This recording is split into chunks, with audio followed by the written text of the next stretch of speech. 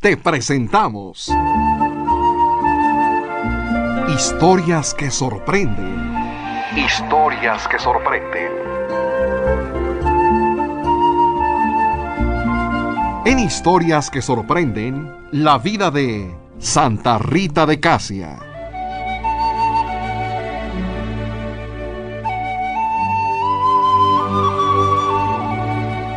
Corría el año de 1381 y en Italia, en el municipio de Casia, provincia de Perugia, en un pueblito llamado Rocca Porena, vivían Antonio y Amata, esposos ejemplares y orgullosos de su fe. Ambos obtenían del campo los recursos necesarios para vivir y con ellos también solían ayudar a los más necesitados.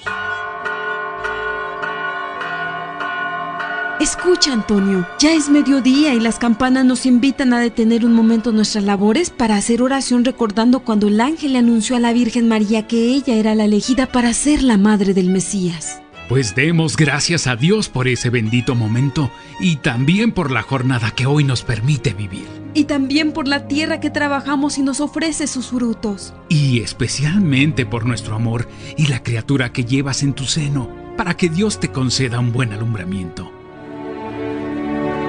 Dios te salve María, llena eres de gracia. El Señor es contigo y bendita tú eres entre todas las mujeres, y bendito es el fruto de tu vientre Jesús. Ni Antonio ni Amata sabían aún si tendrían un hijo o una hija, pero desde que se enteraron que ella estaba embarazada, ya lo amaban. Cuando se acercaba el tiempo del alumbramiento, Amata dejó de trabajar en el campo, y mientras se dedicaba a preparar los pañales y otros pormenores para el nuevo miembro de la familia, no dejaba de hacer oración y dar gracias. Santísima Virgen María, hasta ahora que llevo una criatura en mi vientre y voy a ser madre, puedo comprender en carne propia la inmensa alegría que tuviste en llevar en tu seno al Salvador del mundo. Pero al mismo tiempo pienso en las penalidades que debiste pasar y por las que pasa toda madre para sacar a sus hijos adelante. Ruega por mí ante tu Hijo para que pueda ser una buena madre y la criatura que va a nacer crezca siempre cerca de él. Cumplidos los 9 meses, el futuro padre se paseaba de un lado a otro de la habitación. Cálmese, don Antonio, que todo va a estar bien. Eso le pido a Dios, Constanza. Pero tú sabes que en el momento del parto, las cosas no solo están en las manos de la partera, sino en las manos de Dios. Y a él le pedimos que Amata, su esposa, dé a luz sin ningún problema. De pronto la conversación entre don Antonio y aquella mujer se interrumpió por el llanto que anunciaba una nueva vida.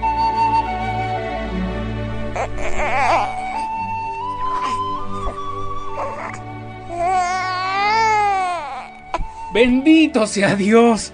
Parece que todo salió bien. Corre a ver cómo está mi esposa y pregunta si ya puedo pasar.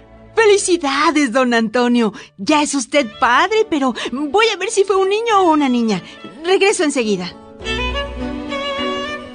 Pronto regresó la mujer para dar la noticia de que había nacido una niña, pero ni Antonio Lotti ni su esposa Amata Ferri se imaginaban que aquella criatura, a través de grandes pruebas y sufrimiento, se convertiría en una de las santas más conocidas en el mundo. Mira, Antonio, qué hermosa es. Sí, se parece a ti. Es hermosa como una flor. Y por eso creo que le llamaremos Margarita. ¿Margarita? Sí me gusta ese nombre. Antonio y Amata no tenían una situación económica acomodada, pero sí decorosa y tranquila. Como casi todos los habitantes de la población, como campesinos, trabajaban la tierra y cuidaban algunos animales de granja, pero también eran conocidos en el pueblo por trabajar en favor de la paz. Antonio, aunque ustedes ya son mayores, Dios los ha bendecido con el nacimiento de una niña, y seguramente es en respuesta a que han puesto su vida a su servicio. Todos en el pueblo les llamamos los pacificadores de Jesucristo, porque siempre los llamaban para apaciguar peleas entre vecinos. Y era cierto. Aquel matrimonio no necesitaba discursos poderosos ni discusiones diplomáticas para atraer la paz. Para atraer la paz solo necesitamos el santo nombre de Jesús, su perdón hacia los que lo crucificaron y la paz que trajo al corazón del hombre. Bueno, y hablando de nuestro Señor, ¿cuándo piensan llevar a bautizar a la niña? Siguiendo la tradición de nuestro pueblo, apenas se pueda levantar la madre y, de ser posible, el domingo siguiente al nacimiento. Pues nos veremos en la parroquia, y como ustedes son tan queridos por todos, seguramente todo el pueblo los acompañará para recibir dentro de la iglesia a su niña. Y según lo planeado, llegó el día en que, por el bautismo, la pequeña sería consagrada como hija de Dios y acogida como miembro de la iglesia. Margarita, ego te baptizo in nomine Patris et Filii et Spiritus Sancti. Miren cómo sonríe con el sonido de las campanas. Desde que estaba en mi vientre parecía gozar con su sonido, como si las campanas la llamaran para algo especial. Pues si dicen que las campanas son la voz de Dios, seguramente Dios la está llamando, como a todos nosotros, a crecer en santidad. Aquel día fue un día de fiesta para la familia y sus más allegados.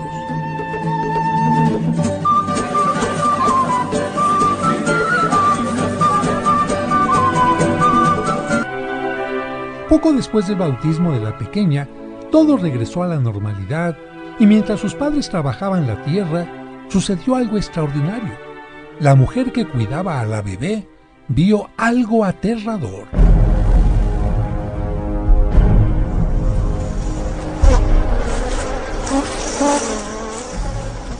¡Ay, Dios mío, Dios mío! ¡Esos insectos van a matar a la niña! ¡Ay! Y es que mientras la bebé dormía plácidamente dentro de una cesta, fue rodeada completamente por un enjambre de abejas blancas que, incluso, comenzaron a entrar y salir por su boquita.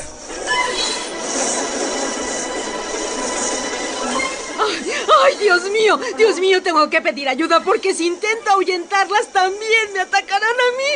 ¡Ay! Era cierto que las abejas habían rodeado por completo a la niña, pero lo extraordinario era que no solo no atacaban a la pequeña, sino que, sin hacerle ningún daño, depositaban sobre su boquita minúsculas gotas de dulce miel. Y sucedió algo más. Cerca del lugar, un campesino que tenía un brazo herido escuchó el grito de la mujer que cuidaba a la niña y corrió a ayudarla. Al entrar en la casa y ver lo que sucedía, trató de dispersar a las abejas, pero mientras sacudía su brazo, las abejas no lo atacaron y su herida comenzó a cicatrizar por completo. ¡Esto es un milagro!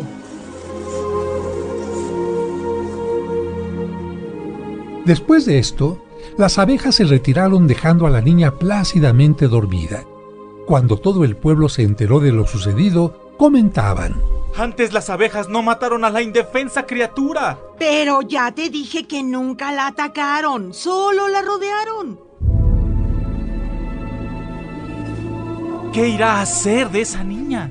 Lo que sucedió con las abejas es algo extraordinario. Seguramente Dios le tiene algo preparado.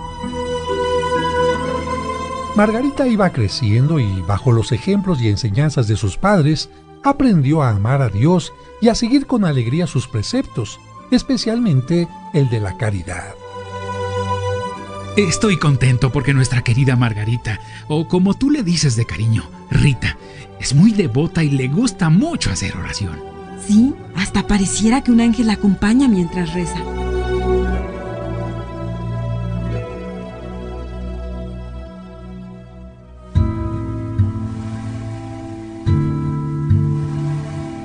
Pasaron los años de la infancia y cada vez más Rita sentía tal afecto hacia Dios y admiración hacia las religiosas de su comunidad que deseaba hacerse monja.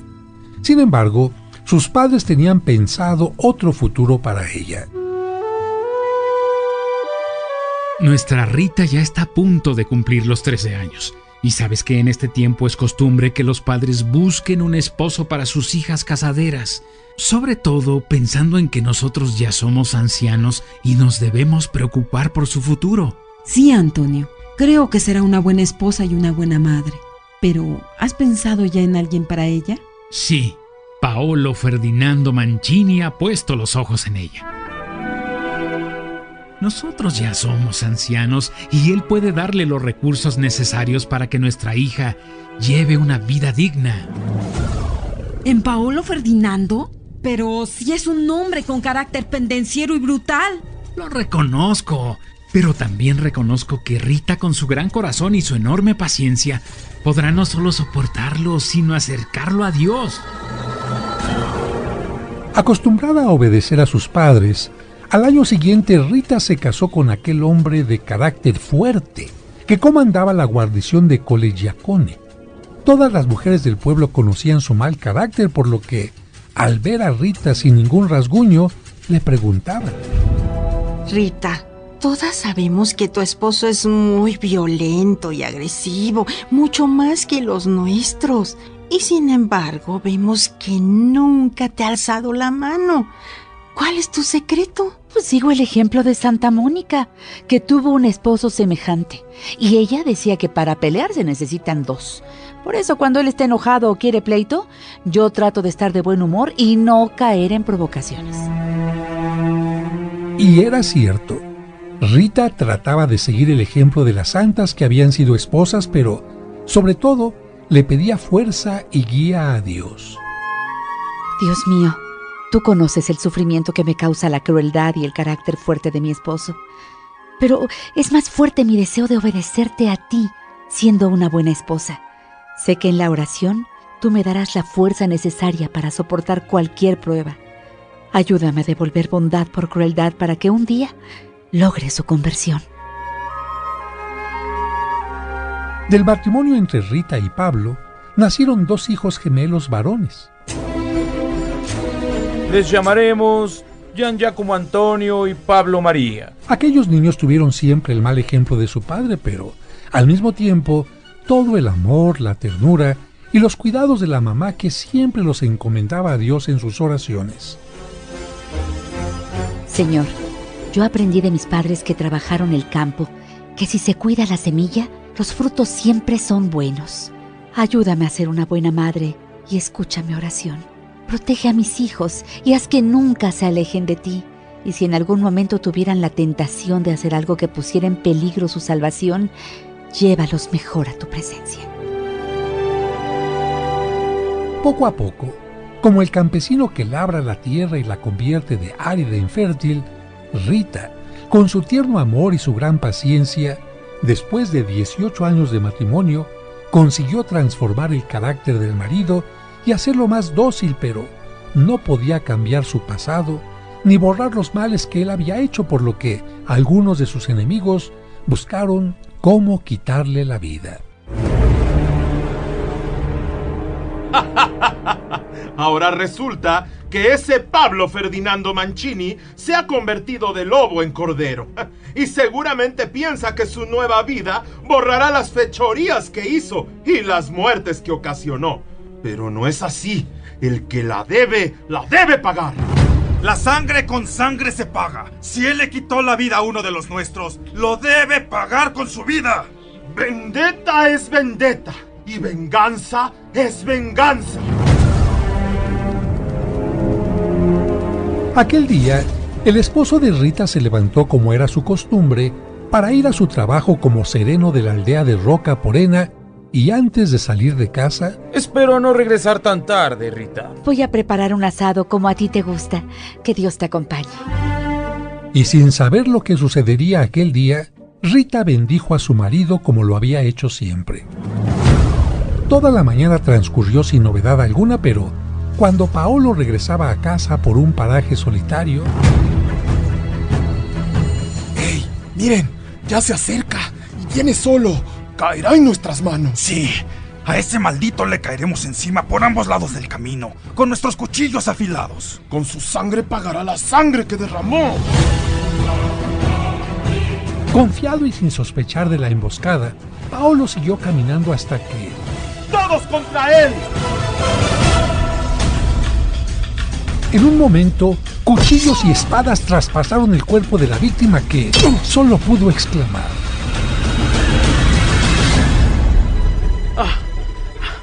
¡Dios mío!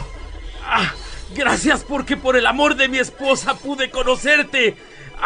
Y si este es el castigo por haber hecho el mal, toma mi vida en tus manos.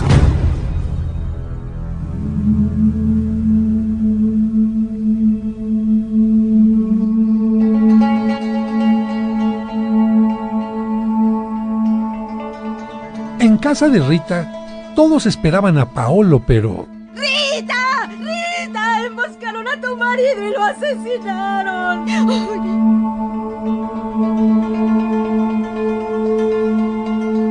¿Pero quién se atrevió a hacer eso? Vamos por su cuerpo, pero ya verán quiénes se atrevieron a hacerlo. Mamá, tú quédate en casa. Gian Giacomo, Pablo, tengan cuidado.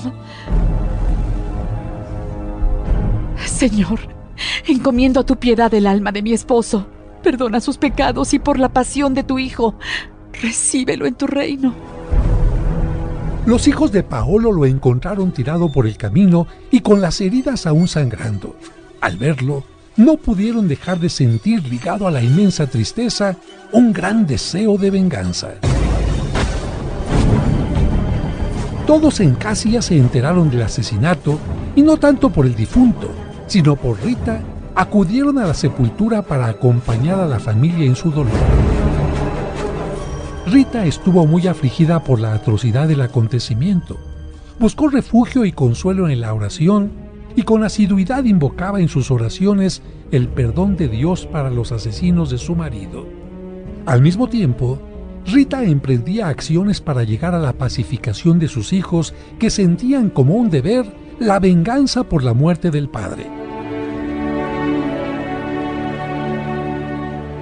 Aunque Paolo Ferdinando no había sido el mejor esposo, Rita había aprendido a amarlo, soportando sus limitaciones, y como sus dos hijos ya eran mayores, pensó: desde niña quise ser religiosa, pero como mis padres concertaron para mí el matrimonio, les obedecí, como debe hacerlo toda hija, pero ahora que Gian Giacomo Antonio y Pablo María ya son adultos, creo que puedo dedicarme totalmente a Dios. Pediré que me acepten en el convento. Rita pidió ser admitida en el monasterio de las Agustinas de Santa María Magdalena en Casia, pero no fue aceptada debido a que solo se permitían vírgenes y ella ya había sido casada. De momento, no lo entendió, pero lo comprendería algunos meses después, justo cuando, sin que sus hijos se dieran cuenta que los escuchaba, se enteró de que ellos estaban tramando planes.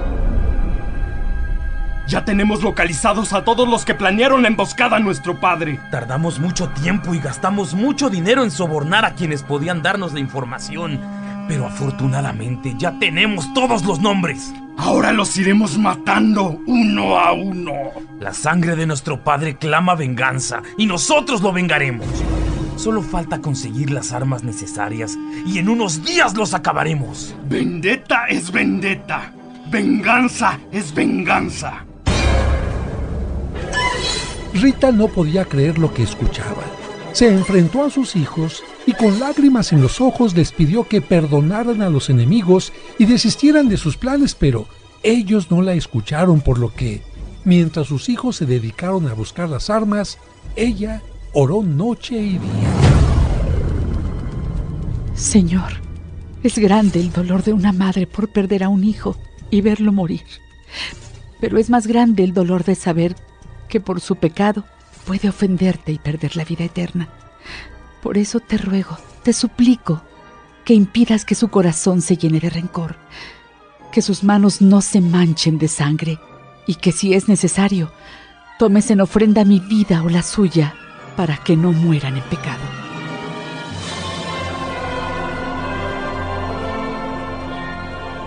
La oración de Rita fue escuchada y a menos de un año de la muerte de su padre, sus dos hijos se enfermaron repentinamente, muriendo al mismo tiempo. Afortunadamente, ella pudo prepararlos para que recibieran a Dios en su corazón, por lo que, antes de fallecer, pudieron pedirle perdón por los dolores que le habían causado.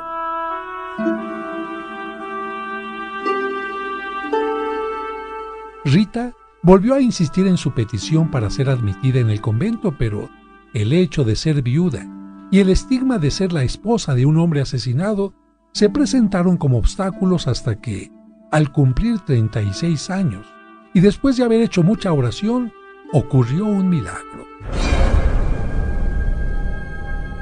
Una noche, mientras Rita dormía profundamente, oyó que le llamaban. ¡Rita! ¡Rita! ¡Rita!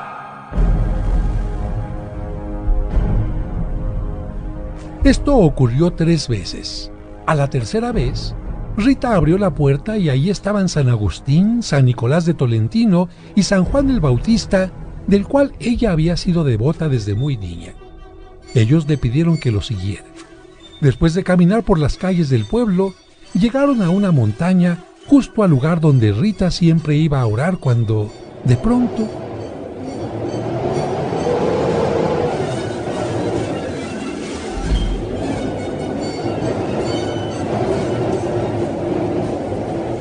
Rita sintió que la subían en el aire y la empujaban suavemente hacia casa. Así, llegó hasta el monasterio de Santa María Magdalena en la parte alta de Casia. Entonces cayó en éxtasis. Cuando salió del éxtasis, se encontró dentro del monasterio.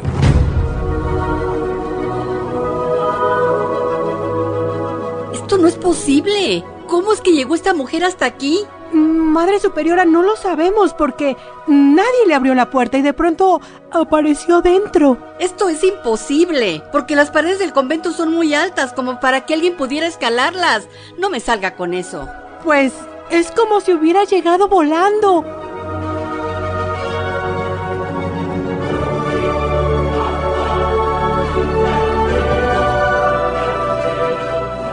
Ante aquel milagro, las monjas agustinas, después de hacer oración e intercambiar puntos de vista, ya no pudieron negarle la entrada.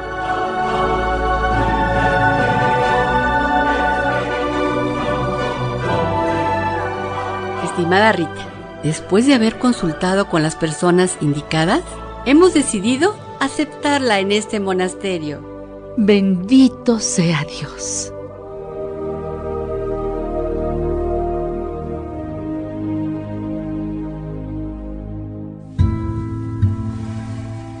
Así, en 1417, con 36 años de edad, aquella viuda pudo hacer su profesión religiosa, donde pasaría 40 años de consagración a Dios, pero no todo sería fácil porque la superiora aún conservaba algunas dudas que deseaba aclarar. Mire, Rita, con gusto la hemos aceptado en nuestro convento, pero tenemos que hacerle una prueba de obediencia y humildad. Y para ello, deberá regar todos los días, sin excepción, esta planta muerta. La orden de la religiosa parecía absurda, pero como Rita aceptó humildemente y de buena manera cumplirla, Dios le mostró su beneplácito haciendo que, una mañana, la vid seca floreciera y no solamente diera uvas para el vino de la Santa Misa, sino que sigue dando fruto hasta el día de hoy.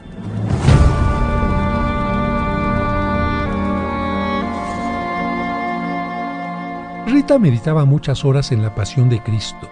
Meditaba en los insultos, los rechazos, las ingratitudes que sufrió en su camino al Calvario, pero en cierta ocasión, después de haber escuchado una predicación sobre los sufrimientos de la pasión y la agonía de Cristo, decidió permanecer en oración y contemplación delante de un crucifijo, y ahí...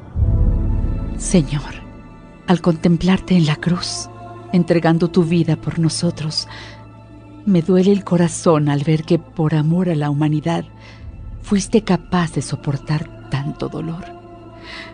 ¿Cómo me gustaría compartir al menos parte de tus sufrimientos? En ese momento,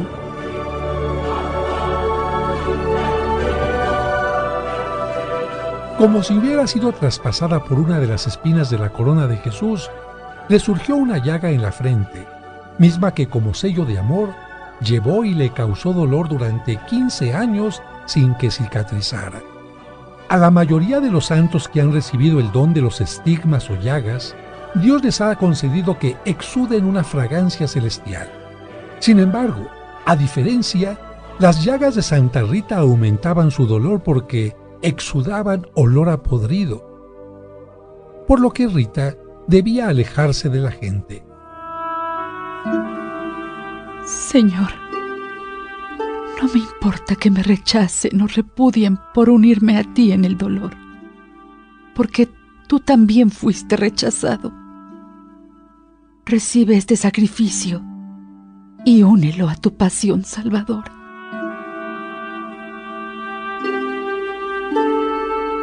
Durante 15 años, por este mal olor, Rita tuvo que vivir sola, lejos de sus hermanas monjas. Sin embargo, como ella deseaba peregrinar a Roma con motivo del Año Santo, el Señor le dio una tregua y removió el estigma de su cabeza durante el tiempo que duró la peregrinación. Pero al regresar al convento, el estigma volvió a aparecer, por lo que...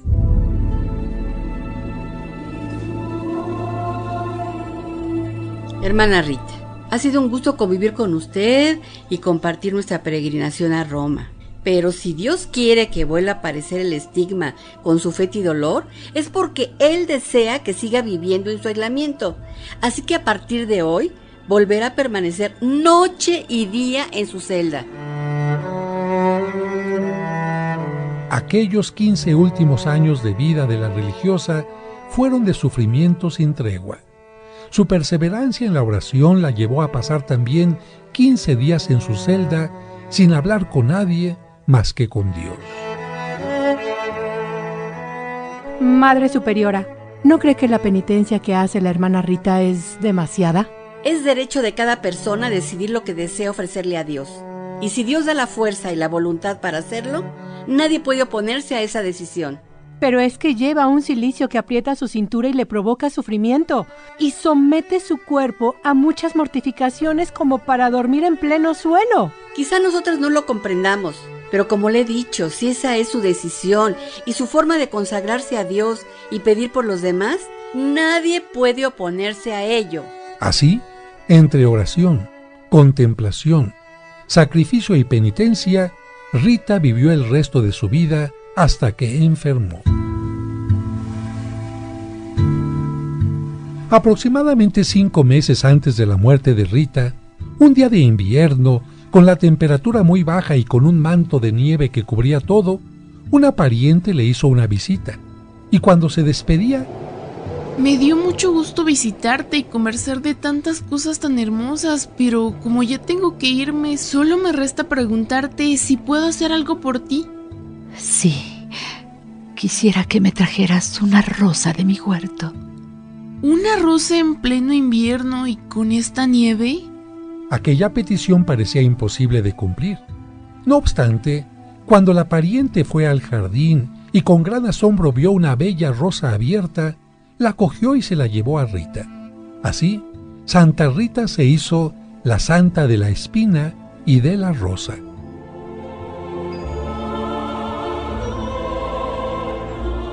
Así llegó la mañana del 22 de mayo de 1447, y en aquel momento, antes de cerrar los ojos para siempre, Rita tuvo una hermosa visión. ¡Qué hermosa visión me concede mi Padre Dios! Veo a Jesús y a la Virgen María que me invitan al paraíso. Gracias, Señor, por considerarme digna de tan maravilloso privilegio. En tus manos me pongo.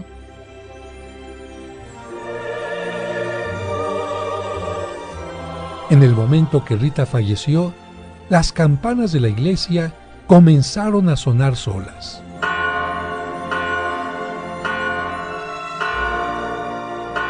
Una de sus hermanas vio que su alma subía al cielo acompañada de ángeles. Desde su cuarto se vio el resplandor de una luz muy luminosa y al mismo tiempo un perfume suave se extendió por todos los rincones del monasterio.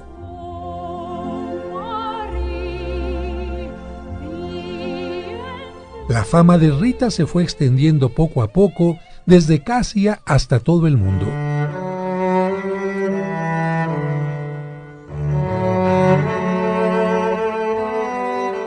Muchos se preguntaban cómo era posible que una mujer sencilla pudiera haber ayudado a la conversión y salvación de un esposo tan violento y de 2 hijos con deseos de venganza. Para otros era muy novedoso que una mujer casada y viuda hubiera sido aceptada en un convento. Otros más comentaban sobre la espina en la frente que le acompañó tanto tiempo, y no faltaron quienes comenzaron a hacer populares tantos hechos extraordinarios como el de las abejas que la alimentaron al nacer y lograron la curación del hombre herido, o el episodio en el que ni las altas murallas del monasterio impidieron que pudiera ingresar en él, o el de la planta seca que volvió a dar uvas, o aquel otro de la rosa que, en pleno invierno, floreció para acompañarla en su muerte. Ay, si Dios le concedió tantos privilegios a la hermana Rita, es porque seguramente la consideró una santa. Pero más que por esos privilegios, ella puede ser considerada santa por su ejemplo, por su testimonio, por su forma de vivir. Sí, porque no hubo nada que la hiciera dudar del amor de Dios, ni de la ayuda que Él nos da cuando nos ponemos en sus manos. Tienen razón. Todos los de Casia queremos que el Papa la declare santa. Vayamos con el obispo para que escuche nuestra petición. Y como ella consiguió cosas que parecían imposibles, seguramente la considerarán como la santa de las cosas imposibles, ¿no lo creen? O la patrona que nos ayude a sobrellevar los problemas del matrimonio, o la conversión de nuestro esposo y nuestros hijos. Vamos pues con el obispo. Rita de Casia fue beatificada 180 años después de su fallecimiento y proclamada santa a los 453 años de su muerte. Su fama de esposa, madre, viuda y religiosa ejemplar pronto fue reconocida en todo el mundo, y a esto le acompañaron otros prodigios. Después de 200 años de su muerte, algo extraño comenzó a ocurrir en el monasterio de Casia, y de ello fue informado el Papa. Su santidad, en Casia sucede algo muy extraño. ¿De qué se trata? Durante la Semana Santa de cada año, surgen abejas blancas de las paredes del monasterio donde vivió Santa Rita y permanecen ahí hasta el 22 de mayo, día de su fiesta, para después permanecer en inactividad hasta la Semana Santa del año siguiente. Y lo más curioso es que esas abejas no se encuentran en cualquier parte. Es muy extraño, pero yo estoy seguro que si traen una de esas abejas a Roma, se unirá a todas las abejas locales y se quedará aquí. El Papa Urbano VIII, sabiendo lo de las misteriosas abejas, pidió que una de ellas le fuera llevada a Roma y después de un cuidadoso examen, le ató un hilo de seda y la dejó libre cerca de donde otras abejas tenían su panal. Después de un tiempo mandaré investigar si se quedó aquí o desapareció. Sin embargo, pasado el tiempo, las monjas de Casia, a 138 kilómetros de distancia de Roma, descubrieron a la abeja en su nido del monasterio. Y curiosamente, las llamadas abejas blancas o de Santa Rita pueden ser vistas en los huecos de la pared por los peregrinos que llegan al monasterio desde los días de Semana Santa hasta el día de su fiesta.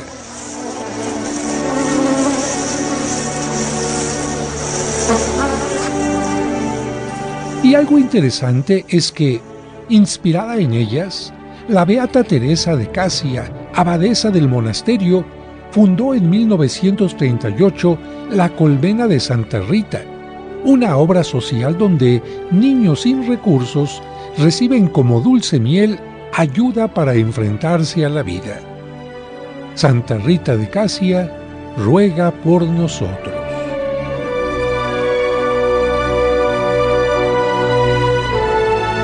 En tu camino presentó, en Historias que sorprenden, la vida de Santa Rita de Casia.